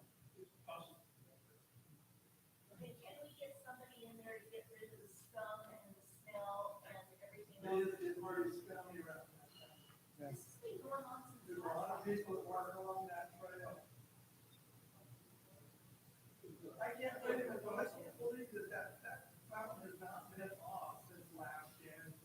So maybe they did put in another pump for that location. Check that pump out. Yeah. Since January 22, right? But it was fixed it off. But it was fixed with another pump we have there. We used to have 5 out there. Do you know when the pump actually went off? Was it October? I think it's November. So it's about October. So it's been what, 4 or 5 months since it's off. So that's why we're getting all this stuff. Sure. But we just need to get that. I understand, yes. When we got through it, we found that it was supposed to be approved in October 22. Somehow it never got off the agenda. My suggestion is that the board approve it pending that the new check status comes out. It's not a new problem. Okay, so I'll make a motion that the board approve the Heritage Hills Marsh Road invoice at $8,683, provided that Olivia verifies with Thompson Well that we do in fact need these new parts. And if there is warranty or anything available, that we would employ that before we would do this. Is there a second to that? All those, is there any discussion? All those in favor? Aye. Okay. You're welcome. Good suggestion, Eric. Okay, the next one is Heritage Hills, it says, job name? So this would be for the replacement of the transducers and cables at Wells A and Wells A and Well E. I have an email here from Jerry Thompson. It says Olivia attaches the quote to replace the transducers and cable at both wells. It appears someone may have hit the transducer cable while inside Well A bushes while trimming. Well E had a surge and burnt up the transducer and cable. Well, we know what we have to do.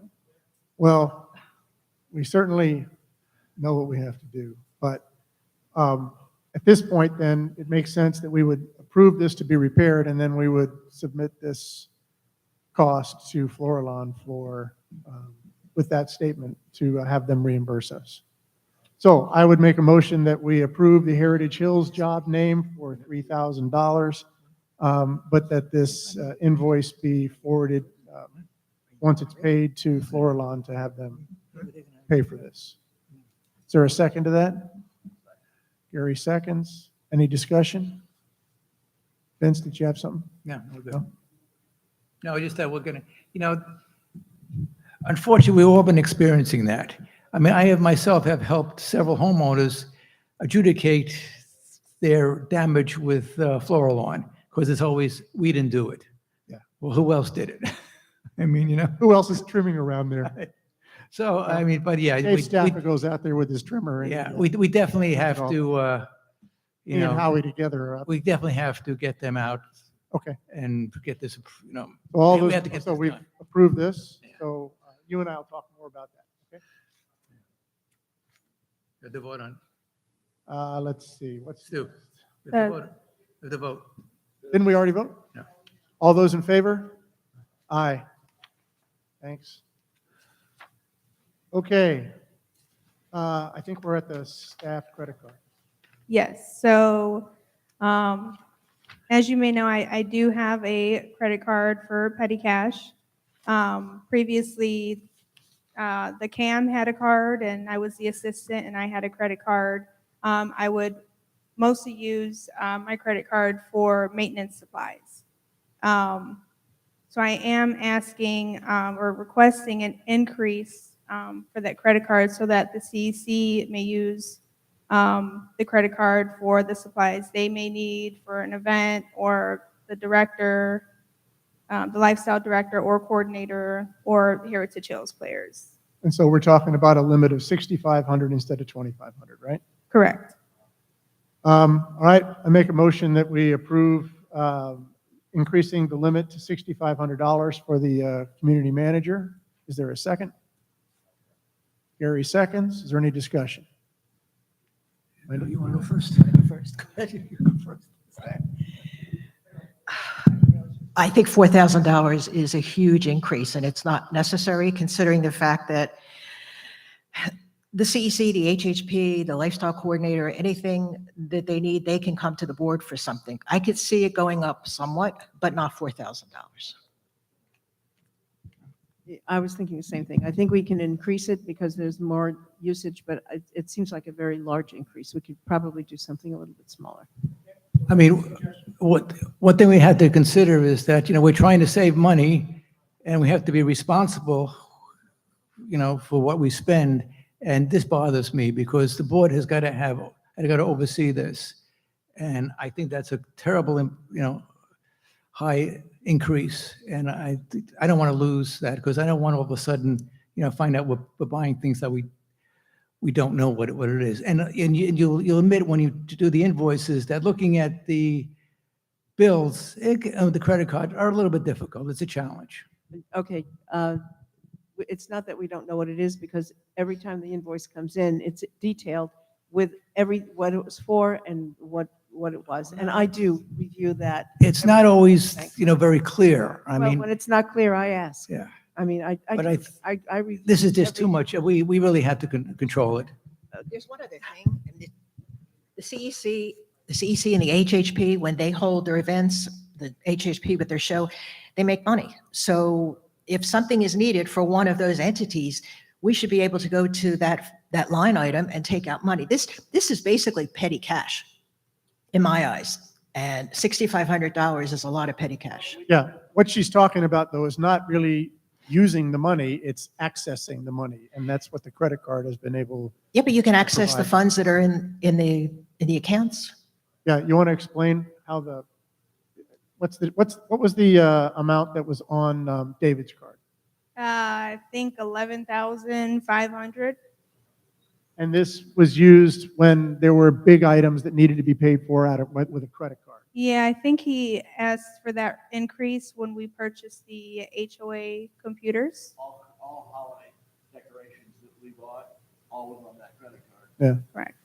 So if not $6,500, But all the, which it's is, all on the credit card? which is half of what, Okay, I'm confused. It was supposed to come out of, yeah, budget I'm line not sure. items. You're just talking about the incident. I get it. I get it, but it's not such a hard thing to go and get money out of the line items. It's not like you have to go through so much red tape. We're not the government. As soon as the money is, you have to spend it somehow.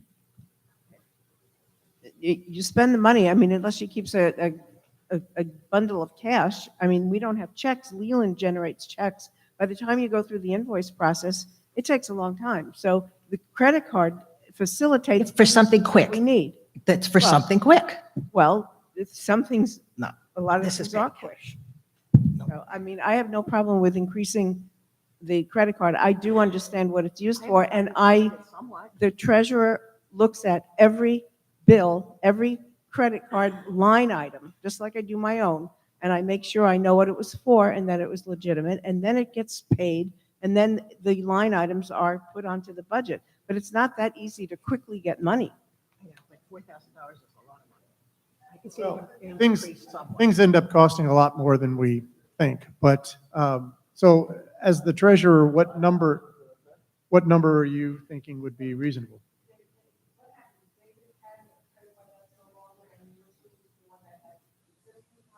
Yes. So what she said was that David had a credit card that had $11,000 limit on it. He left, the credit card was stopped, discontinued. Correct. Her credit card for $2,500 was what she had as the assistant. She's looking for this increase, so that's what we're talking about. $5,000.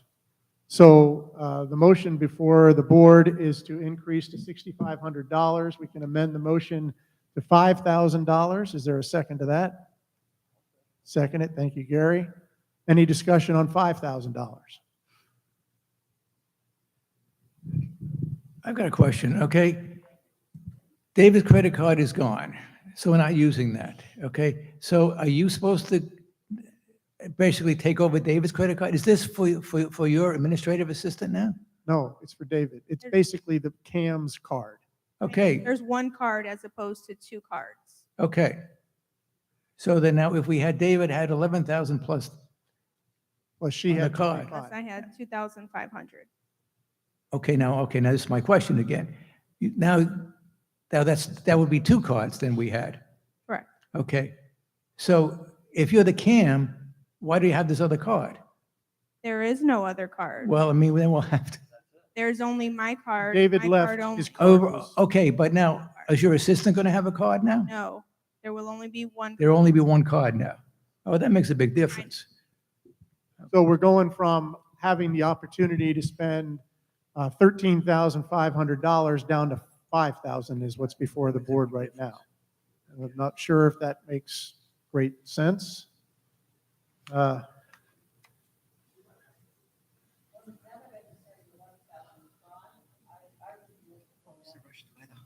Okay, so we're going to amend the motion before the board yet again to what was originally requested, listen, I'm kidding, of $6,500 for the one and only credit card owned by the management for the community.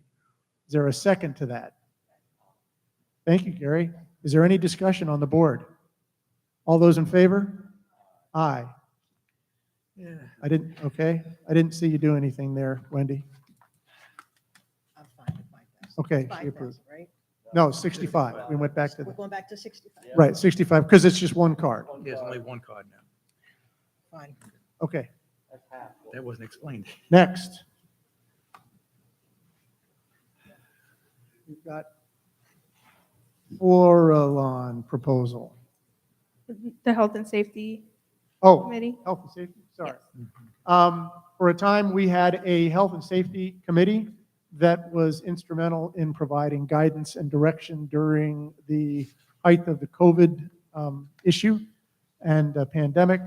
At this point, there is very little for them to do. Before the board is a motion then to deactivate the Health and Safety Committee. at this time. Is there a second? Okay, is there any discussion? Yeah, I think we should thank all the work that the Health and Safety Committee did, everything Lydia did, everything she's still doing. We really appreciate that, and they were really instrumental in helping us get through the COVID outbreak, and even the stuff that they were doing when they went through the whole clubhouse, looking at for violations and correcting everything. So they did a great job. And like all committees, a committee like this, they served their purpose, and thankfully, that they did a great job, and now we don't hopefully need them right now. So if we ever do, we'll have to think about reactivating them. But Thank you, Vince. I said, they just get a big thank you. Gary, did you have something? No, as he said, if we need them in the future, we reactivate them. All right. Yes. Anybody else have any comments? Anybody from the community? Dee? Yes, she is right now. Anybody else? All those in favor? Aye. Again, as Vince said, thank you so much to all of those who served and are serving today on that committee, and we appreciate your work on our behalf. Yes, who's clapping? Good, thank you. The next item is the Florilon proposal. Okay.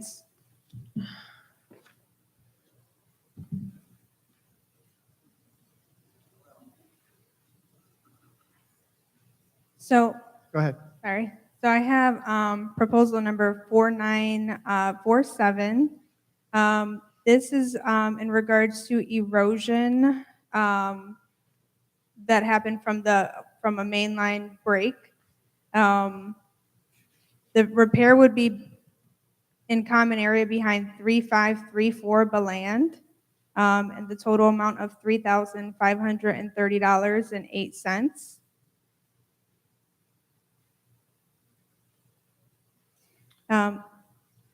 Go ahead. Oh, okay. Sorry.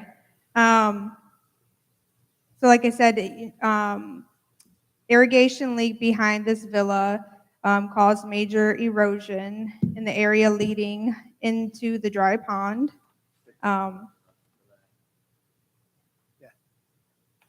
It's damage to landscape caused by irrigation.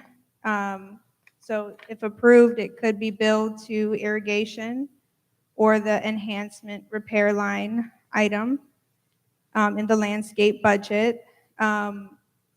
The landscape committee did take a look at this, and they do believe that these repairs are necessary.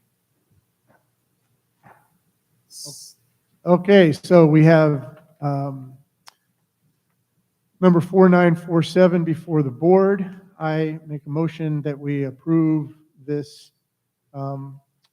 Is there a second? Thank you, Gary. Is there any discussion on the board? That's all right. Any discussion on the board? Anybody in the community? Tom, do you have anything back there? I know. Definitely needed. Okay, all those in favor? Aye. Not opposed. All right.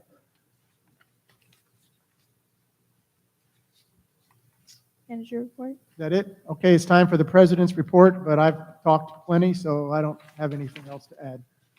Okay. I will go ahead and give my manager report. The landscape committee met on February 9th. The ACC met on February 14th.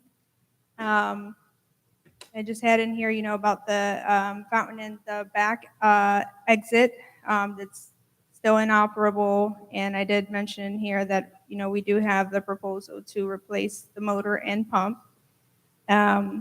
Clubhouse area maintenance did fill in some of the cracks. I don't know if you noticed by the gazebo area where the steps are, there was a lot of cracks in that area, and the paint looked very faded. So maintenance did fill in those cracks and repaint that area.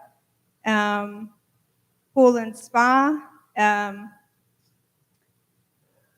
It's been hot lately, so the temperature of the pool has been up to 86. Last week, I believe I mentioned in my e-blast, I had spoken to One Stop Pools just to kind of get up to speed. They did explain that there are three heaters have been running. 2 remaining heaters do work. However, they are not running since breakers had to be moved due to consistent tripping. The breakers need to be placed in a secondary box. In order to do this, they will have to find the route of where the electrical starts to shut off the power supply. This process is very complex. The proposal for this work has already been approved, and OCP One Stop Pools continues to work on this so that they can run the 2 remaining heaters. It could take up to a couple of months for us to get that completely repaired. That would be due to One Stop having to take both panels down. So they want to make sure that it's hot enough where the pool is heating up on its own before they're having to shut those panels down to find that electrical source. That way, people can still use the pool. Correct, and it not be too cold. And that's all actually, we have our administrative assistant. She started yesterday. Janet, would you stand up for me? There in the back. Hi, Janet. Everyone welcome Janet. And that's all I have for my manager's report. Okay, I make a motion that we adjourn the meeting. Is there a second? I'll second. Thank you. Wendy? All those in favor? Aye. Okay, thank you very much for coming in, folks. Olivia, you have the minutes from last meeting that we could sign?